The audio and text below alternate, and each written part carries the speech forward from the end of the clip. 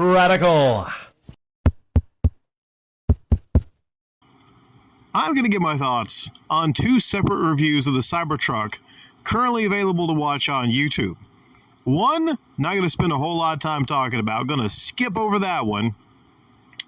And the other, maybe I'm going to briefly talk about it also. This whole upload is not going to last that long because I just kind of want to nail some points here. There's two different reviews of the CyberTruck. One's an ongoing series. The other one might be some more. Actually, both are actually going to be some series of reviews.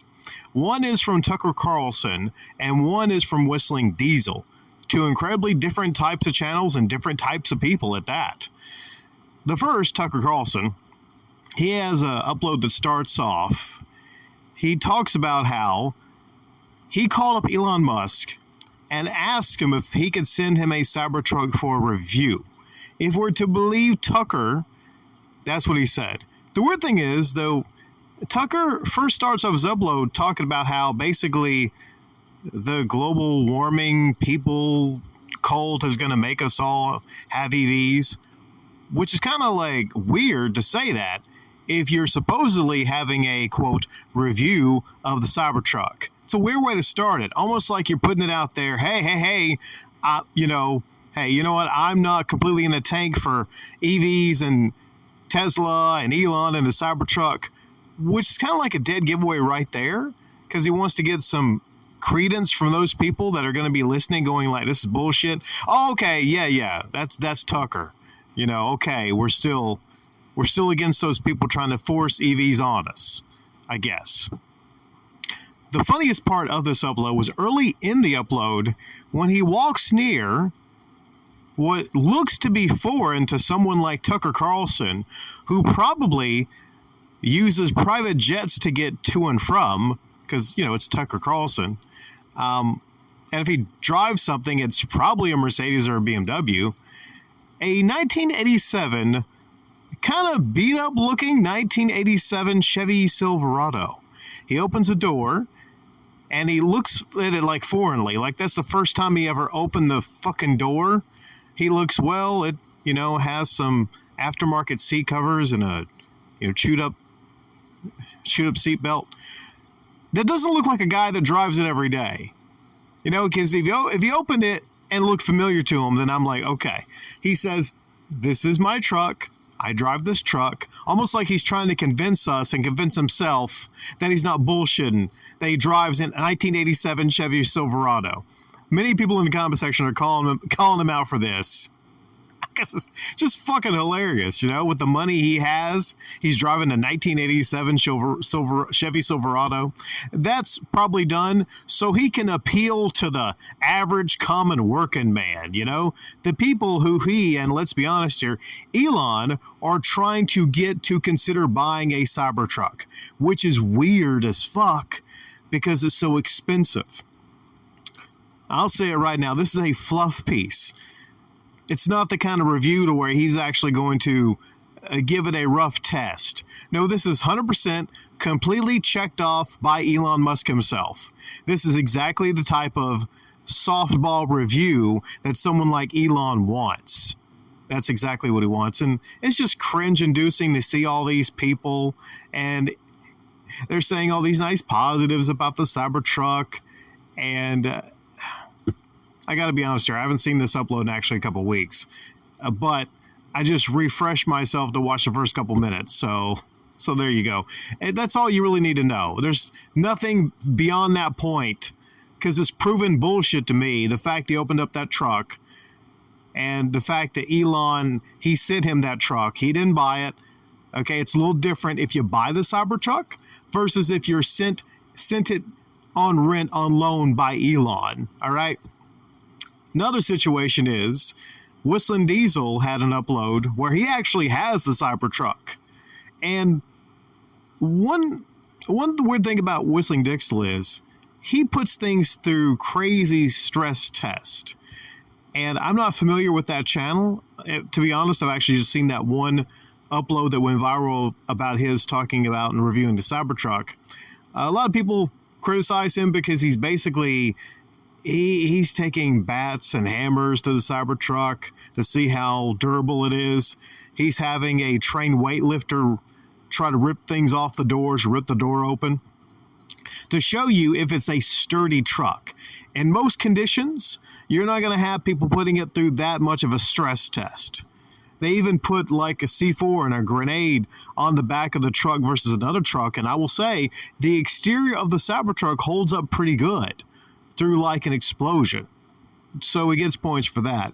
But when it comes to the manufacturing of the Cybertruck and doing what you're probably going to be mostly doing in the Cybertruck, if you buy a Cybertruck, if you're using it as an actual truck, which is towing and hauling things, then it fails.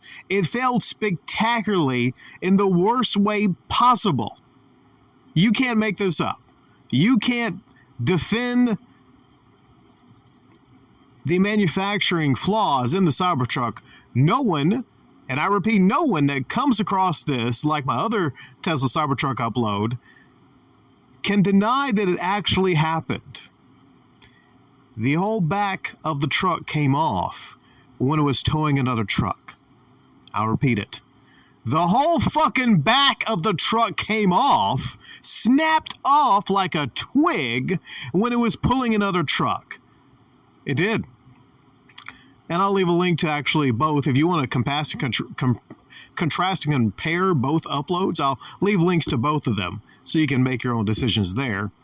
But in Whistling Diesel's upload, there was an angle involved. And many people will point to the fact that the Tesla Cybertruck was pulling a truck from a downward angle. And then that's when the whole back part of it snapped off. But here's the thing. They had a follow-up upload with all these people leaving comments about how, that would happen if any truck did that. They had another truck, a beat-up older truck. Well, anything's beat up after it's been on the Whistling Diesel channel.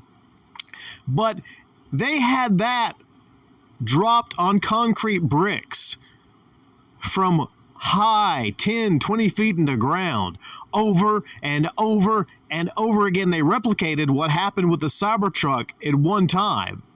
They put that frame through hell. They even winded up bending the frame, but it did not snap. It did not snap. It bended, but it did not break.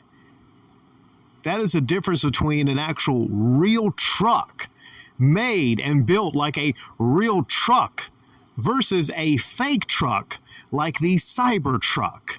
All right? Again, I'll say the CyberTruck will hold up pretty well against maybe some grenades or something on the exterior. But if your primary concern is buying a $100,000 truck and towing, then you should be shocked and swayed from buying a Cybertruck after seeing the Whistling Diesel upload. Also, I'm not going to talk about it, but I heard that from everything I've read, there's an actual follow-up that Tucker had on the Cybertruck where it gets stuck in the mud, but it doesn't have mud tires on, so I think any truck would get maybe stuck in the mud, so I'm not holding that against the Cybertruck. But we're talking about range, and I think in a Maine winter, during range, that 240 quoted, if you're going off-road and it's in the cold, that could be closer to 100 miles of range. Now, if you're going to get the Cybertruck as a work truck and you need to hit deadlines, you can't just stop and charge up that fucker in the middle of runs. That would be incredibly annoying to do that. So on that point, if you're going long distances and you're hauling in a Cybertruck, specifically in the wintertime, in rough terrain, where you're going to have to get mud tires, you're going to have to get that gaudy extra backup battery to put, guess where, in the bed. So that's going to take up basically half your fucking bed.